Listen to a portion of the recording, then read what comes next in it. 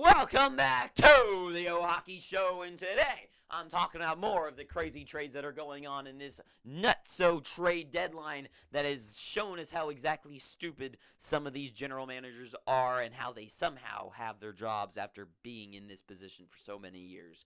But anyways, let's talk about a couple of pretty decent trades in my eyes. So the Minnesota Wild pretty active, bringing on two new pieces onto this team. So let's start off with the one that happened earliest with Mojo. Marcus Johansson with a 1.1 cap hit coming onto this team.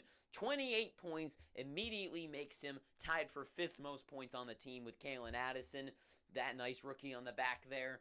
Pretty good pickup for Minnesota. In return, all they give the Capitals is a 3rd-round pick for next year's draft.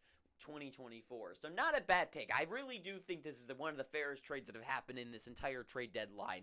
I mean, I really do believe that Marcus Johansson brings a type of threat / skill / he brings a danger to this team that I feel like they were missing in the last year's playoffs. I feel like the Minnesota Wild were very one-note watching them against the St. Louis Blues last year.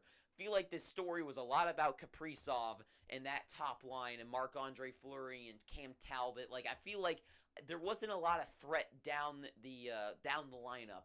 But bringing on Mojo onto this team, I feel like he brings a type of just a danger, another threat that comes to this team. Because I feel like a lot of times I was watching the games last year. I mean, for one, Minnesota was just being kind of dominated by the St. Louis Blues. But not just that. But whenever some players were on the ice, like whenever the 3rd and 4th line were out there, I was never like, oh, gotta be careful of that guy. You never know when he's just going to get a good shot off out there. But with Marcus Johansson, I really do think that bringing him on this team brings a type of threat, especially if you can fit him onto the 3rd line with his new now teammate and as well new Minnesota Wild member, Gustav Nyquist. That immediately makes a new 3rd line. At least that's what I would do if I was the coach of this team. And I think this really does make this team a lot more deep. Obviously, that goes without saying. But it does add another threat that makes this team a little bit more lethal than they were last year going into this playoffs. And I don't even know who they'd match up with at this point. It's a very up and down time right now when it comes to the playoff spot. So whoever they end up playing, this definitely helps them, in my eyes, have a better chance of winning. And I know that's not saying much, but it really does add another threat, a danger to this team that if he's on the ice, I will feel like, oh, you never know. Mojo, he could definitely make a move here, and he could make a crazy goal or have a good shot. That's what he kind of does. But also, Gustav Nyquist added to this team. Now, Gustav Nyquist, pretty solid player, I think, overall. 22 points this year. I mean, he's had better seasons, of course, in the past.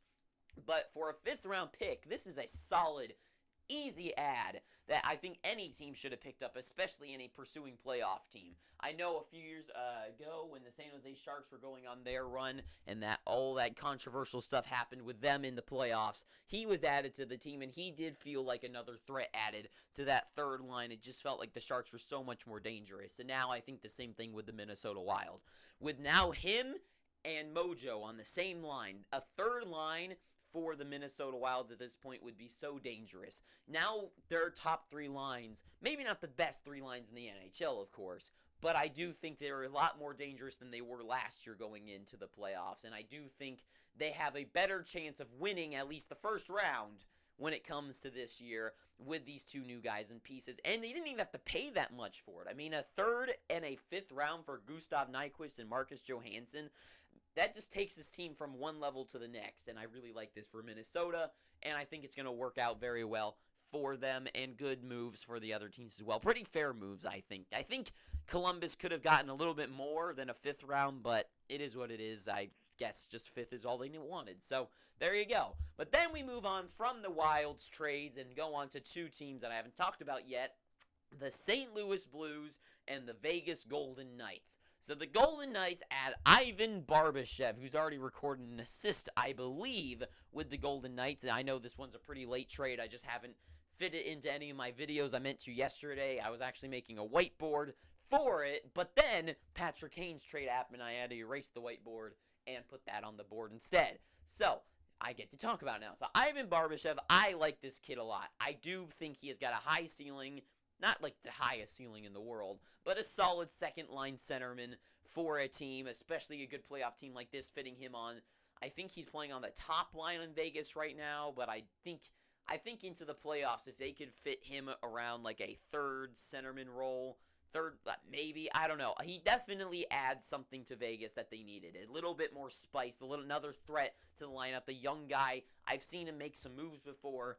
I really do think Ivan Barbashev is going to add a little. I mean, if Vegas didn't need any more threats to this team, they have another one in Ivan Barbashev, which is just going to make them even more lethal than they were before, which is so dangerous for the Pacific teams that they're going to be playing up against. And then in return, St. Louis gets Zach Dean, Zach Dean, I have heard his name quite a bit when it comes to prospects. He's got 51 points right now for the Olympics in the QMJHL, and he got onto the Canadian World Juniors team this season, and he got 3 points, so not a too bad guy. I think if you get anyone from a World Juniors team, you're doing pretty good for yourself. So Zach Dean, I think this is a pretty solid pickup. Ivan Barbashev, his future is now, and I think he needs to be on a good team now. And the St. Louis Blues obviously selling. I think this is a solid pickup. A 20-year-old guy, I think he's 20, he might be 19, for the Blues' future, I think is a pretty solid pickup for them. So overall, I think this is actually one of the fewest nice trades I've actually put on the boards. I think these are all very fair, and I think are going to help both teams in the long run. I mean, I guess a 5th round and a 3rd round pick isn't going to do much, but I think it's a fair pickup for the guys that they traded away. So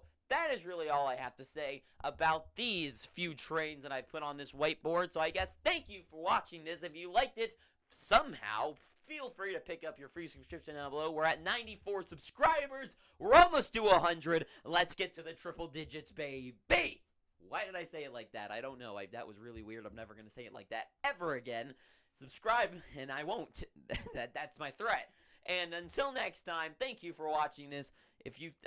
Tell me down below in the comment section how stupid I am and everything I said about this board. I know Zach Dean's probably a terrible prospect, and Gustav Nyquist is awful, and a 5th round pick is actually overpaying for him. And until next time, thank you for watching. Too sweet. I hope you're having an amazing day, and ta-ta for now.